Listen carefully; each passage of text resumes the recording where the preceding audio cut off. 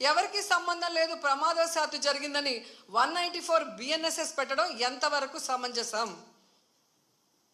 So ఈరోజు నేను అడుగుతున్నాను, మొన్న విజయవాడలో హైందవ శంకారావం చేశారు, హైందవుల్ని మనం కాపాడుకోవాలి. మరి ఈరోజు ఇంతమంది హైందవ భక్తులు చనిపోతూ గాయాలవుతుంటే ఎక్కడికి వెళ్ళారు ఈ పీఠాధిపతులు? ఇప్పుడు బయటికి రండి, బయటకు వచ్చి తిరుమల పవిత్రతను కాపాడండి, అక్కడ చనిపోయిన వాళ్ళ కుటుంబాలతో మాట్లాడండి, ఆ చనిపోవటానికి కారణమైన ఈ ప్రభుత్వాన్ని, పాలక మండలిని నిలదీసి వాళ్ళ మీద క్రిమినల్ కేసులు పెట్టేంత వరకు మరి ధర్నా చేయండి. ఎందుకు మాట్లాడట్లేదు? అలాగే మీరు మొన్న చూస్తే అసలు లడ్డూలో కల్తీ జరగకపోయినా వీళ్ళు చెప్పిన అబద్ధాన్ని వీళ్ళ కూటమి ప్రభుత్వంలో ఉన్న బీజేపీ మాధవీలత గారు వందే భారత్ ఎక్స్ప్రెస్లో భజన చేసుకుంటూ వచ్చి ఎన్ని రకాలుగా మాట్లాడిందో మనం చూసాం. నిజంగా మీకు దేవుడి మీద భక్తి ఉంటే, భక్తుల మీద ప్రేమ అభిమానం ఉంటే ఈరోజు 6 మంది ఎవరి వల్ల అయితే చనిపోయారో ఈ ప్రభుత్వాన్ని నిలదీయండి. ఈ ప్రభుత్వంలో ఎవరెవరు ఈ చావుకు కారణమయ్యారో వాళ్ళందరి మీద మోడీ గారికి చెప్పి క్రిమినల్ కేసులు పెట్టించండి.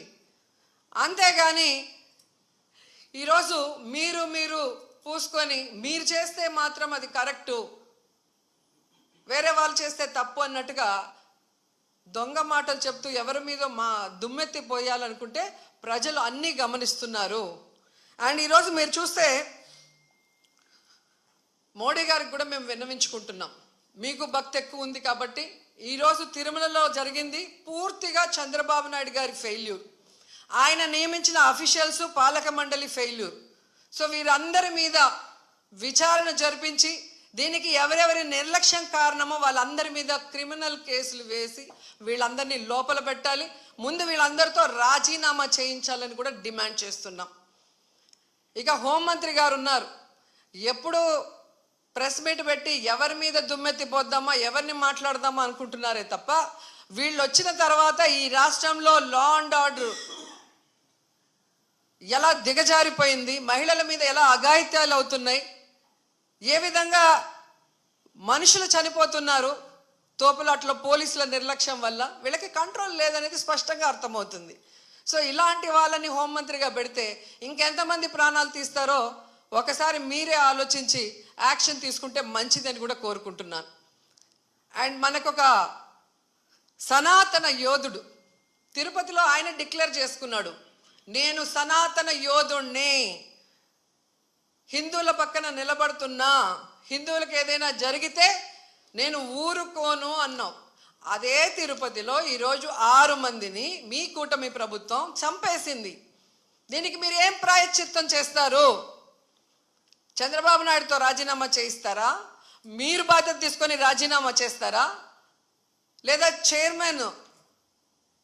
టీటీడీ చైర్మన్తో రాజీనామా చేయిస్తారా? హోంమంత్రితో రాజీనామా చేయిస్తారా? లేదా అందరూ కలిసి కట్టకట్టుకొని రాజీనామా చేస్తారా? మీ అందరి ఫెయిల్యూరే కదా ఇది. నిజమైన సనాతన యోధుడివైతే ఇప్పుడు రా, వచ్చి మీ ప్రభుత్వంలో ఎవరెవరి నిర్లక్ష్యం వల్ల ఇది జరిగిందో వారందరి మీద క్రిమినల్ కేసులు పెట్టించుకోండి. అంతేగాని ప్రమాదవశాత్తు జరిగిందని 194 BNSS పెట్టేసి చేతులు దులిపేసుకోవాలంటే మాత్రం వదిలే ప్రసక్తే లేదు అని కూడా ఈ సందర్భంగా తెలియజేసుకుంటున్నా. అండ్ చంద్రబాబు నాయుడు ఆయన లెగ్గు మహత్యం ఏంటో కానీ ఆయన ఎప్పుడు అధికారంలోకి వస్తే అప్పుడు ఈ రాష్ట్రంలో మనం ఎన్నో చావులు చూడాల్సి వస్తుంది.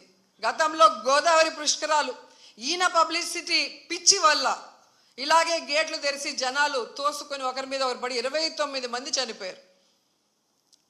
మొన్న ముఖ్యమంత్రి అయిన వెంటనే ఈయన నిర్లక్ష్యం వల్ల, ఈయన వైఫల్యం వల్ల దాదాపుగా విజయవాడ వరదల్లో 60 మందికి పైగా చనిపోయారు. మళ్ళీ ఈరోజు చిత్తూరు జిల్లా కుప్పంలో ఉండగానే 6, 7, 8 ఉండి పోలీసులందరినీ తిప్పుకొని ప్రజల్ని గాలికి వదిలేశారు. మానిటరింగ్ లేదు, ఎన్ని లక్షల మంది వస్తున్నారు, వీళ్ళకి ఏం సదుపాయాలు చేశారు, వీళ్ళకి ఎలా టోకన్స్ ఇస్తున్నారు, ఎక్కడ క్యూ లైన్స్ ఇచ్చారు అనేది ముఖ్యమంత్రి పట్టించుకోడు, చైర్మన్ పట్టించుకోడు, ఎస్పీ, కలెక్టరు, అలాగే ఎండోమెంట్ మినిస్టర్ ఎవరు పట్టించుకోరు. బాగా జరిగితే ఏమో మా గొప్పతనం 30 years ఇండస్ట్రీ, 40 years ఇండస్ట్రీ అని గొప్పలు చెప్పుకుంటారు.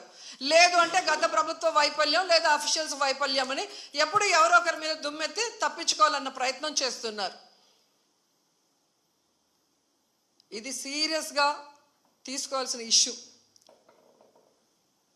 ఈ చంద్రబాబు నాయుడు గారి వైఫల్యం వల్ల, అసమర్థ వల్లే ఈరోజు ఇంతమంది చనిపోయారు. ఆయన నియమించిన వాళ్ళు ఎవరైతే ఉన్నారో వాళ్ళందరి నిర్లక్ష్యం వల్ల జరిగింది. సో వెంటనే ఈ ఎఫ్ఐఆర్లు మార్చి తప్పు చేసిన వాళ్ళ మీద క్రిమినల్ కేసులు పెట్టాలి. లేకపోతే మేమైతే వైఎస్ఆర్సీపీ తరఫున భక్తులకి అండగా ఉండి ఆ చనిపోయిన కుటుంబాల తరఫున పోరాటం చేస్తాం. వాళ్ళకి కూడా ఎక్స్గ్రేషియా ఒక్కొక్కరికి మరి డబ్బులు 1 కోటి నుంచి 2 కోట్ల దాకా ఇవ్వాల్సిన అవసరం ఉంది. ఎందుకంటే మీ వల్లే వాళ్ళు చనిపోయారు, వాళ్ళ నిర్లక్ష్యం వల్ల కాదు. అలాగే గాయాలైన వాళ్ళకి 25 లక్షల రూపాయలు కూడా ఇవ్వాలని డిమాండ్ చేస్తూ, నిజంగా తిరుపతి అమ్మాయిగా నాకు నిజంగా చాలా బాధేస్తుంది. ఎందుకంటే నాకు తెలిసి ఇంతవరకు తిరుమల చరిత్రలో ఇలా వైకుంఠ ఏకాదశి కోసం దర్శనానికి వచ్చిన వాళ్ళు చనిపోయిన దాఖలాలే లేదు. అలాంటిది ఈరోజు 6 మంది దాకా చనిపోయారు అంటుంటే, ఆ కుటుంబాలు టీవీల్లో చూస్తుంటే వాళ్ళు ఏడుస్తుంటే మనసు ద్రవించిపోతుంది. కానీ ఈ కుటుంబ ప్రభుత్వానికి ఏ ఎమోషన్ లేదు, ఏ బాధ లేదు. ఎలా తప్పించుకుందామా, ఎవరి మీద తోసేద్దామా అన్న ప్రయత్నమే వీళ్ళు చేస్తున్నారు. సో ఖచ్చితంగా మోడీ గారిని డిమాండ్ చేస్తున్నాం, మీరు దీని మీద సీరియస్గా ఎంక్వైరీ చేయించాలి. తప్పు చేసిన వాళ్ళ మీద క్రిమినల్ కేసులు పెట్టి వీళ్ళని లోపల పెట్టాలి. అలాగే హైందవ శంకరావం చేసిన ఈ మఠాధిపతులందరికీ చేతులెత్తి నమస్కరిస్తున్నా, ఇప్పుడు బయటకు రండి. బయటకు వచ్చి ఈ హైందవ ధర్మాన్ని నమ్ముకున్న భక్తుల్ని కాపాడుకోవాల్సిన బాధ్యత మన మీద ఉంది. అలాగే తిరుమల పవిత్రత కాపాడాల్సిన బాధ్యత మన మీద ఉంది.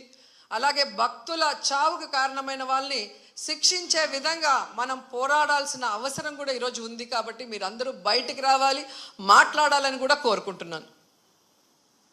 ఈరోజు ఎంత దురదృష్టం అంటే, మొన్న game changer film function pre release event చూశాను. ఫొటోస్ చూస్తే మినిస్టర్ ఉన్నారు, కలెక్టర్ ఉన్నారు, ఎస్పీ ఉన్నారు. ఒక సినిమా ఫంక్షన్కి ఇంత ఇంట్రెస్ట్గా, ఇంత చిత్తశుద్ధిగా పనిచేసిన వాళ్ళు ఎందుకు